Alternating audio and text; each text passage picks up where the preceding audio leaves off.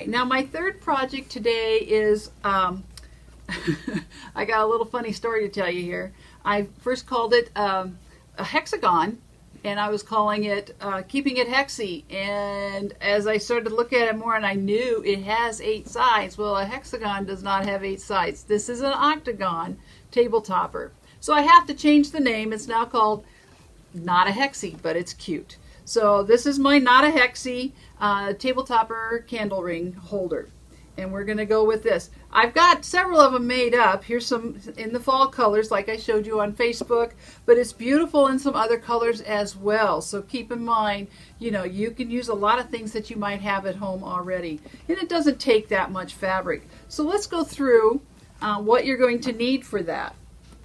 The first thing you're going to want are 4 strips of fabric that kind of coordinate. Now, maybe this isn't necessarily what you might think of, but I just kind of pulled some of these out of my stash for demonstration purposes anyway.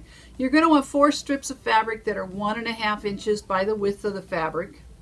And 4 should do you, 1 with the fabric. My directions show for 2 in case you come up a little short, but my directions actually could make 2 table toppers. So let's keep that in mind. You're going to sew these together 2 strips at a time, and then sew the 2 strips together so that you have this. It should end up being about 4.5 inches high. We're then going to cut these using a 45-degree angle. So I like to use my 45-degree ruler, and you're going to find some little benchmarks here to line things up. Make sure you're cutting across straight. Bring your point up, and we're going to cut like this, and then you want to turn the ruler, line it up with your previous cut, and cut the other side. You're going to need 4 of each side. So you're going to cut from here, you'll flip it over, and you're going to cut from here, and you're going to get 4. So 4 coming across the bottom that are wider, 4 coming across the top that are wider, and you're going to do that all the way across. Keep using your same benchmarks, whatever ruler you have. Now, if you don't have a 45-degree ruler, you can use the markings on your cutting mat. So for instance, here is my 45-degree mark. This is 45 degrees. And we've got another one coming across here. You can just line that up in there. Bring your bottom corner down to that 45 degree. Make sure you're going straight. Put your ruler on there. And cut across here, and then you can cut across here as well, and you'll get a 45 degree. Not quite as easy to do, but it's doable. Again, the 45 degree makes it a little easier. We do have some smaller versions. I'll show you that one here. These are available in the store that will work as well. Okay, so we're going to get 8 of these, 4 from the bottom and 4 from the top of that strip of fabric. If it works out well, you're going to get all 8 that you need off of one with the fabric, 4 of those.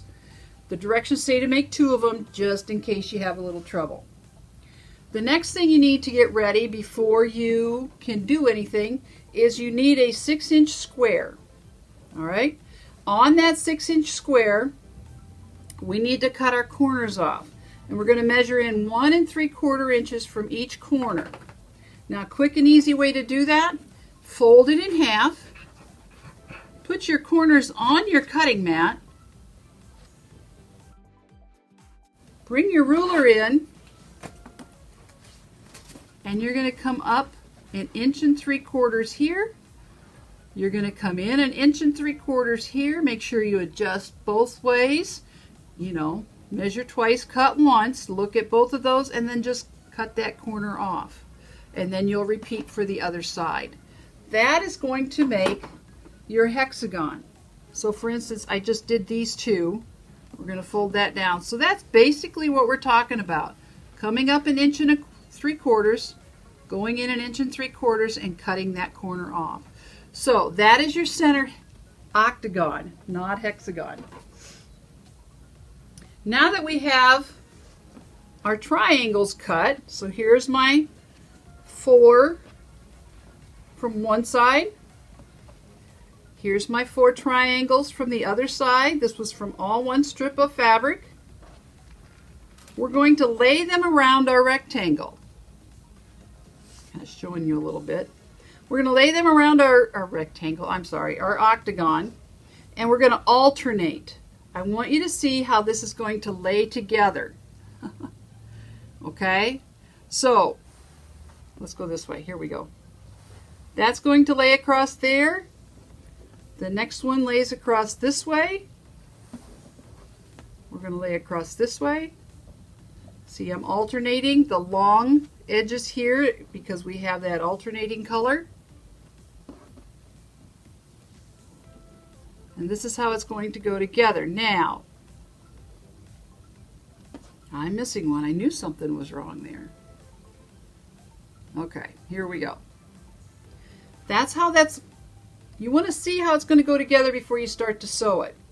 Then what you're going to do is to take one, and I kind of started that, flip one over. You'll notice that we've got just a very short side on our octagon. So we're going to lay that so the point, one of the bottom points of our triangle, is going to come off the corner of our octagon, kind of a dog ear, about 1/4 of an inch. And you're going to lay that across here. Let me flip that over. You can see that first one's going to be a little bit of a trick to get going. And you are going to stitch that from that dog-eared corner, that point, halfway down this side of the octagon. Halfway down. We don't want to stitch it shut.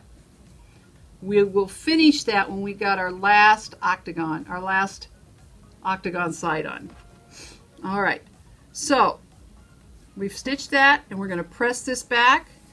What we then are going to do is we've got this nice straight edge here. If you want to clip this little dog ear off, you can.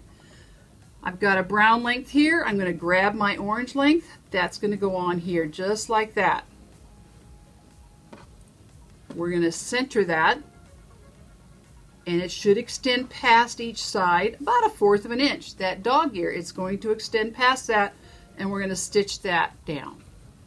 You're going to go to the ironing board, and you're going to press that back and press the seams towards your stripes, towards those strips. Don't press them towards the octagon.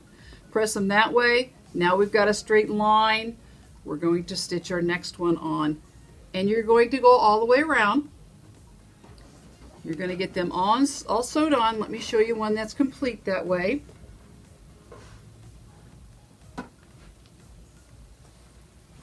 That's this one here. So my last one, this was my first one. Remember, it wasn't completely sewn on. Here's the last one that came on. So we want to finish this seam. We just fold this back. Here's where we stopped our stitching, and you're going to line that up, and you're going to stitch right on up to the end. That's going to finish that off. So we have our octagon table topper pieced together now. It goes together quite fast once you get everything cut and the strips sewn together. I'm going to show you a faux binding. We're going to finish this off with what I call a faux binding, a cheater binding kind of thing. We're going to take a strip, whatever you want to use. I like to use the center and use that for my binding as well. It kind of pulls it all together. And you're going to 1.5 inch strip. You're going to need about 2 1.5 inch strips that are by width of fabric. Fold it in half, and you're going to need to cut 8 8-inch strips.